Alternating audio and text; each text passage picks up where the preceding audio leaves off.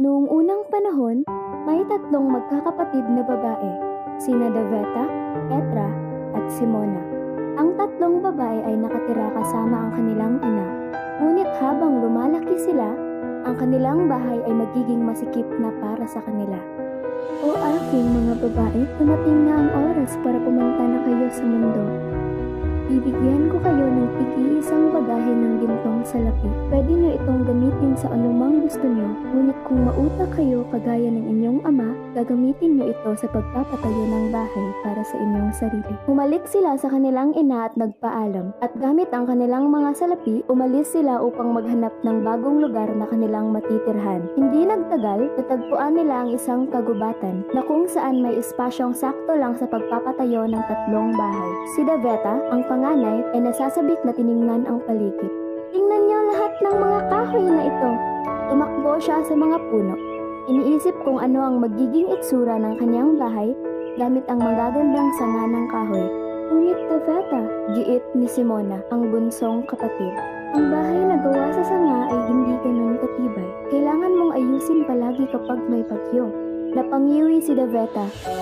Oo, ngunit kakailanganin ko lang naman dito ay ang aking oras kasi makukuha ko naman lahat ng kahoy sa kagubatan at ang aking pera ay ibibili ko ng magagarang damit at bibilhin ko din ang pinakamagandang kabayo na aking mahanap. Oh, tiyak ako ay magiging sikat. Umalis na si Deveta upang manguha ng mga sanga para sa paggawa ng kanyang bahay. Kahit na iniisip ng kanyang mga kapatid na ito ay masamang ideya, tinulungan pa din nila ito sapagkat iyon ang ginagawa ng mga magkakapatid. At hindi nagtagal, nagkaroon na ng sariling bahay si Deveta. Nakatayo ito sa espasyo na maging si Simona ay sumang-ayon na ito ay magandang bahay. Nang matapos ang bahay ni Deveta, nagsimula nang maghanap si Petra ng mga materyales para sa kanyang bahay. Masyadong madami ang nakuhang kahoy ni Deveta kung kaya't napagdesisyonan niya na buuin ang kanyang bahay gamit ang damo na nasa sahig ng kagubatan. Ang mga damo ay hindi magiging matibay para sa isang bahay. Ang akin ay gawa sa kahoy kung kaya't ito ay magiging matibay at malakas. Isang ihip ng hangin lamang at ang lahat ng ito ay magigiba. Tiningnan ni Petra ang kanyang kapatid. Ngunit ang aking bahay ay magiging maganda at mainit sapagkat pupunan ng mga damo ang mga espasyo. Ang iyong bahay ay gawa sa kahoy at madaling pasukan ng lamig. Tiningnan niya ito at nakitang pababa na ang araw. Tutulungan mo ba kaming itayo ang aking bahay? Umiling si Deveta. Hindi.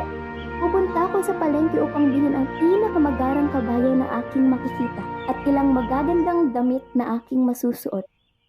Buuin mo yung sarili mong bahay. At pagkatapos niyan, kinuha niya ang kanyang bagahe ng gintong salapi na binigay ng kanyang ina at umalis na patungo sa direksyon ng bayan. Napagbuntong hininga na lamang si Simona. Dumidilim na at hindi pa nga niya nasisimulang buuin ang kanyang bahay. Siya at si Petra ay naging masipag sa pagbuo ng bahay na gawa sa damo. At sa wakas, gamit ang ilang ilaw galing sa buwan, natapos na ang bahay ni Petra. Sa bahay mo muna ako matutulog ngayong gabi, Petra, sabi ni Simona. Madilim na at kailangan ko pang bumili ng mga materyales para sa aking bahay. Kung kaya't matulog na tayo upang magkasama tayong bibili ng bloke ng semento bukas ng umaga. Ngunit umiling lamang si Petra. Walang silid sa aking bahay para sa iyo. Bumuo ako ng magandang bahay ngunit ito ay maliit lamang. Kung kaya't mayroon lamang itong silid para sa akin. Sa ganong paraan, walang makakapasok sa aking bahay na siyang kakain ng aking pagkain at iinom sa aking tubig. Si Simona ay namangha. Inubos niya ang kanyang oras sa pagkukolekta ng kahoy para sa bahay ni Deveta at mga damo para sa bahay ni Petra. At ngayon kailangan niya ng matitirhan. Hindi siya pinatuloy ng kanyang mga kapatid sa bahay na tumulong siya sa pagbuo. Kung gayon ay hihintayin ko na lamang na makauwi si Deveta. Ang kanyang bahay ay may laki na para sa 2 tao. Ngunit nang bumalik si Deveta ilang oras ang nakalipas, may kasama siyang 2 tao at silang tatlo ay nakasuot ng talagang magarang damit. Sila ang aking mga kaibigan, Simona. Nakilala ko sila sa bayan. Hindi ba't nagbukha silang matalino dahil sa damit na binili ko para sa kanila? Ngayon ay oras na para matulog. Magkita na lang tayo bukas ng umaga. At dyan, isinara na kaagad ni Deveta ang pinto habang ang kanyang mga bagong kaibigan sa loob at iniwan si Simona na nakatayo sa labas. Tiningnan ni Simona ang paligid. Ngunit wala nang natirang mga kahoy upang magtayo siya ng tirahan at wala na ding damo upang gawin niyang higaan. Kung kaya't humiga na lamang si Simona sa matigas na lupa sa kabila ng lamig at hindi pagkakomportable. Nakatulog ng mahimbing si Simona sapagkat pagod ito kakatulong sa kanyang mga kapatid. Sa bagay, magiging magandang araw bukas sapagkat isasama niya ang kanyang mga kapatid sa palengke upang bumili ng mga bloke ng semento na kailangan niya sa pagpapatayo ng kanyang bahay. Kinaumagahan, maagang nagising si Simona kasabay ng pagdating ng haring araw. Tinawag niya si Petra at Deveta na umaasang makapagsisimula sila ng maaga. Noong walang sumagot sa bahay ni Petra, nagpunta siya sa bahay ni Deveta at kumatok sa pinto. Sumagot ang kanyang kapatid na umalis na si Petra patungo sa palengke upang bilhan ang kanyang sarili ng mamahaling damit at maghanap ng kaibigan. Naiinis na si Simona sa kanyang mga kapatid. Kailangan niya ang tulong nila at ngayon ay sila na lang ni Deveta ang bibili ng mga bagay na kanyang kakailanganin para sa kanyang bahay. Ngunit si Deveta ay may iba palang lakad. Ang mabait kong kaibigan dito. Itinuro niya ang isa sa mga taong dinala niya kagabi. Kailangan niya ng pera para makabili ng baka upang makatinda siya ng gata sa palengke. Kung kaya't sasamahan ko siya upang tulungan. Ako ang nakapili ng pinakamagandang kabayo. Nakakapili ako ng pinakamagandang baka. Sa likod ni Deveta, nakikita ni Simona ang dalawang bagong kaibigan na tumatawa habang itinataas ang bagahe ng gintong sa lapi ni Deveta. Deveta, kailangan mong maglaan ng kakunti sa iyong pera upang makabili ka ng pagkain para sa darating na taglamig. Ngunit tinawanan lamang ni Deveta ang kanyang kapatid. Ibabahagi ng aking mga bagong kaibigan ang kanilang yaman sa akin kapag nakapagtinda na sila ng gatas. Sabagay, kung hindi ko ibibigay sa kanila ang pera, aalis sila at maghahanap ng bagong kaibigan at ako ay nag-iisa na lamang. Pwede ko bang hiramin na lang ang iyong kabayo upang mas magiging madali ang aking paglalakbay doon at pabalik?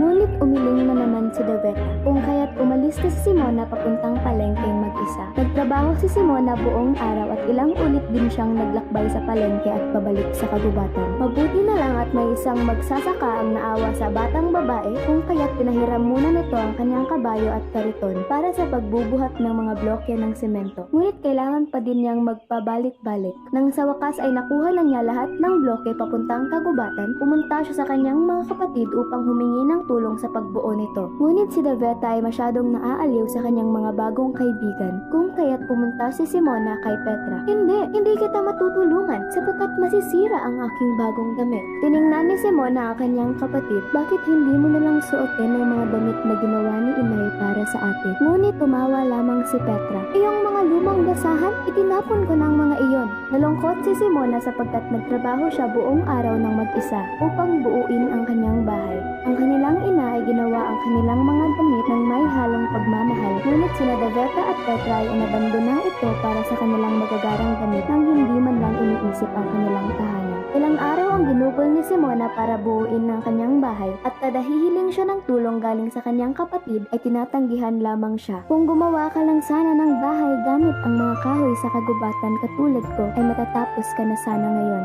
saad ni Deveta. Kung gumamit ka lang sana ng damo katulad ko, nakakaipon ka ng pera pambili ng kama at ilang mga silya kaysa matulog ka sa sahig. Giit ni Petra habang humihiga sa kanyang kahoy na silya na binili niya gamit ang kanyang salapi. Ngunit walang imik lamang si Deveta at sa araw matapos siyang magtrabaho ng sobra at habang ang mga pader ng kanyang bahay ay pataas ng pataas hanggang sa isang araw, ang panahon ay naging malamig ng malamig natapos na ang kanyang bahay. Nakatayo si Simona sa loob ng kanyang bahay at nakaramdam ng pagkakontento. Wala siyang mga gamit ngunit nagpaplano siya na magtanim ng mga gulay sa labas upang itinda sa palengke na siyang magbibigay sa kanya ng pera para pambili ng mga gamit para sa kanyang bahay. Pero sa ngayon, hindi muna ito mahalaga. Basta't sa ngayon, mayroon siyang matibay na bubong sa taas ng kanyang ulo. Ang iba ay susunod din sa takdang oras. Ilang araw ang nakakalipas, isang kaguluhan ang narinig ni Simona kung kaya tumingin siya sa bintana. Ang baka na binili ni Deveta para sa kanyang kaibigan ay nakawala sa pagkakatali nito at papunta ito sa kanyang bahay na siyang ikinagiba ng kanyang bahay. Walang ni isang sanga ang naiwang nakatayo at hindi pa man lang nakapagsabi si Deveta ng naku po, nakaalis na ang kanyang mga kaibigan. Dala ang gamit at ang baka na binili binili niya para sa kanila. Kung kaya't pinatuloy ni Simona ang kanyang kapatid sa kanyang bahay dahil iyon naman ang ginagawa ng mga magkakapatid. Ilang linggo ang nakakalipas at ang panahon ay mas lumamig pa hanggang sa isang araw nagsimulang umulan. Nagising si Simona dahil may kumakatok sa pinto at nakita niya si Petra na nakatayo sa labas basang-basa habang nagpapaliwanag na tinangay ng malakas na ulan ang kanyang bahay kasama ang kanyang mga mamahaling gamit. Kung kaya't binuksan ni Simona ang pinto at pinapasok siya dahil iyon naman ang ginagawa ng mga magkakapatid. Hanggang sa ang taglamig ay naging tagsibol. Nagsimula nang tumubo ang mga tanim ni Simona at hindi nagtagal, nagkaroon siya ng bakurang punong-puno ng gulay na siyang sobra pa para ibenta. Ngunit sina Daveta at Petra ay tumangging tumulong sa pag-ani ng tanim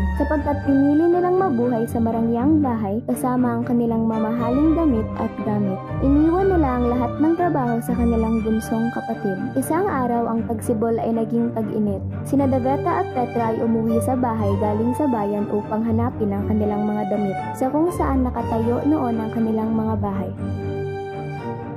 Nababaliw ka na ba, Simona?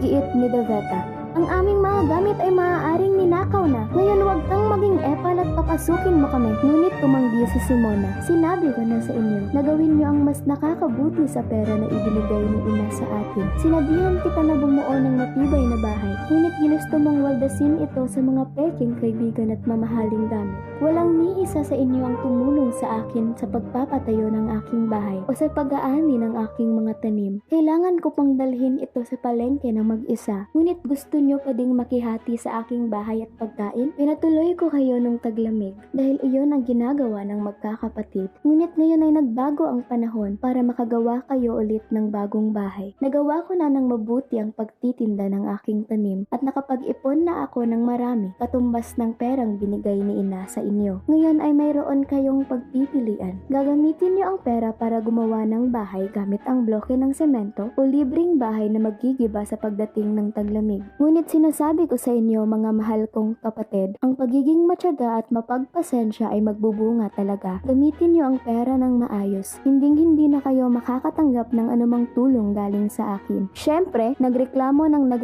sila. Ngunit wala sa kanila ang gustong walang matutuluyan ulit. Kung kaya't ginamit nila ang pera para bumili ng bloke ng semento at ginugol nila ang buong tag-init upang bumuo ng matitibay at magagandang bahay. Tinulungan ba sila ni Simona? Siyempre, dahil iyon ang ginagawa ng mga magkakapatid.